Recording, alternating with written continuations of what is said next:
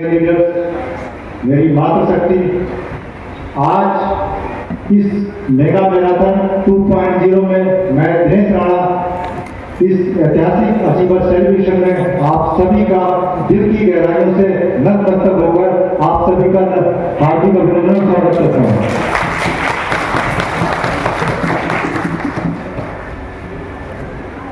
आज मुझे बहुत खुशी हो रही है और मैं थैंक यू बोलना चाहूंगा आप सभी का, क्योंकि मुझे ऐसा लगता है कि इंसान अपने जीवन में पैसे तो करोड़ कमा सकता है, लेकिन जो मुझे मान, जो सम्मान मुझे आप लोगों से मिला, शायद वो दुनिया में कहीं और नसीबों में नहीं होता।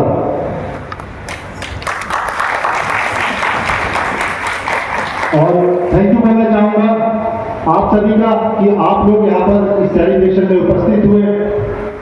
तो साथियों, ये मेरे जीवन में कैसे बदलाव हुआ और आज मेरा ये अचीवमेंट कैसे हुआ, थोड़े से कुछ अपने बारे में बताना चाहूंगा। साथियों, अब से 2.5 से 3 साल पहले इसी पिथौरागढ़ शहर में एक होटल का नाम है प्लाजा होटल, जो एचओडी में पड़ता है। वहां पर एक हेल्थ अवेयरनेस प्रोग्राम था, जहां पर चीफ गेस्ट हमारे मदन पार्टी सर थे। वहां पर जिस तरीके से आज आप लोग बैठे हुए हो, मैं भी आप ही की तरह पीछे वाली रो में बैठा हुआ था। तब मैं सबसे कोई परिचित नहीं था, मैं सर को नहीं पहचानता था। सर की एंट्री होती है और सर का जैसे नाम बुलाया जाता है, सर की एंट्री होती है और सर जैसे अंदर आते हैं तो सर के लिए गाना बजता है कि जलवा जलवा तेरा जलवा जलवा, जैसा कि आज अभी थोड़ी देर पहले ये गाना चलाता है। जैसे तो सर की एंट्री जैसी जब गेट के अंदर होती है तो सारे लोग खड़े होके सर को फूल और माला डाल रहे होते हैं। सर की तरफ जैसे ही मैंने खड़े होकर देखा तो सर को मैंने देखा सनी कपूर स्टाइल में ऊंची थी सर की पैंट और यहाँ पर जो है अपने कार की चाबी लटकाए हुए, और सर का नीले आसमानी कलर का कोट था और सर का रैंक था उस टाइम रूबी स्टार।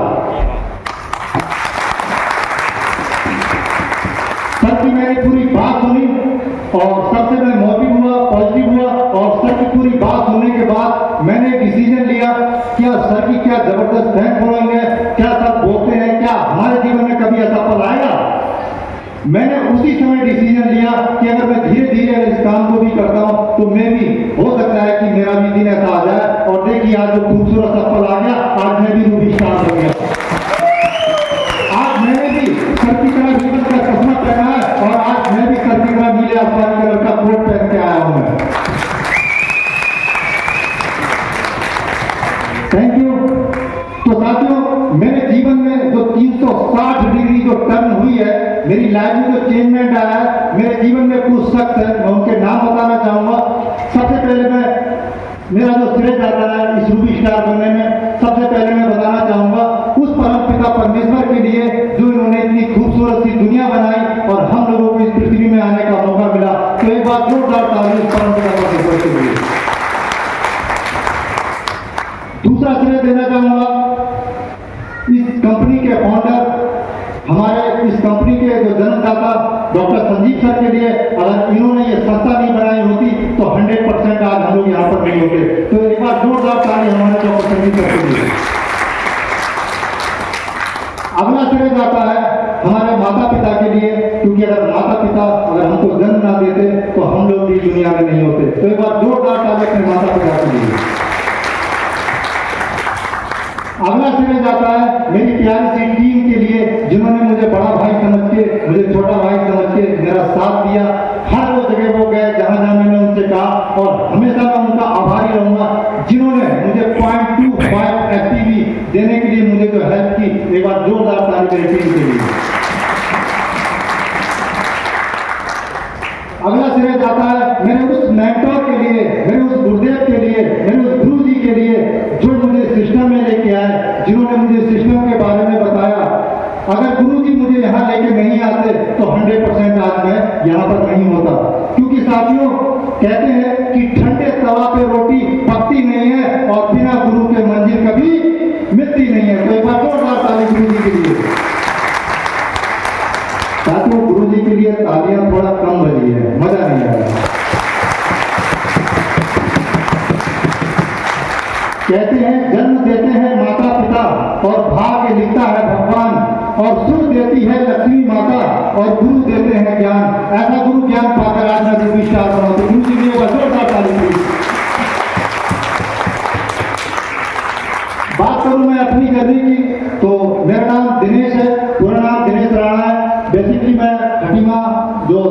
पड़ती है, वहां का मैं रहने वाला हूँ। किसान परिवार से मैं बिलोंग करता हूँ। 3 भाई बहनों में मैं सबसे बड़ा हूँ। गरीब परिवार से बिलोंग करता हूँ और बहुत अच्छा मेरा परिवार, यानी कि बहुत अच्छी मेरी एजुकेशन नहीं थी। मेरे माँ बाप का एक सपना था कि मेरे बच्चे कुछ पढ़े बढ़े और कुछ सरकारी जॉब करें। तो मैंने अपने माँ बाप का सपना 2005-2006 में पूरा किया, यानी कि मुझे फोर्स में जाने का मौका मिला।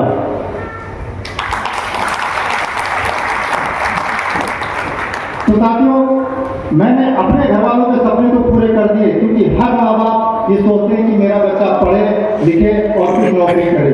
लेकिन मेरे जो सपने थे, मेरी जो सोच थी, वो बहुत बड़ी थी। क्यों?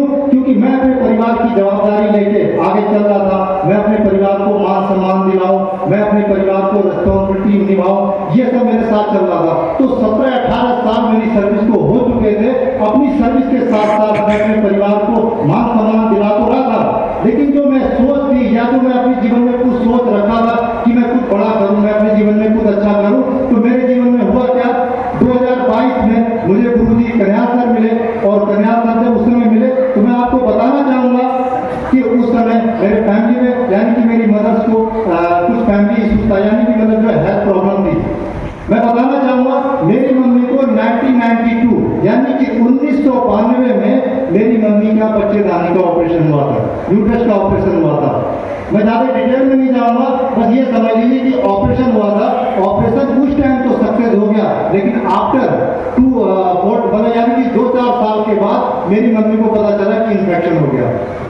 अब इन्फेक्शन होने से क्या हुआ कि मेरी मम्मी को कैंसर जैसा बनने लगा। अब जिस टाइम 1992 की बात है, तो 94-95 में हम लोग बहुत ज्यादा बड़े नहीं थे। अब ये कैंसर क्या होता है, मुझे लगता है आप में से कई लोग नहीं जानते होंगे। जैसे हम लोग क्या जानते थे, खांसी जुकाम बुखार खुजली, ये बीमारी तो जानते थे। बाकी इन्फेक्शन क्या होता है, कैंसर होता है, आई डोंट नो, मुझे नहीं पता था।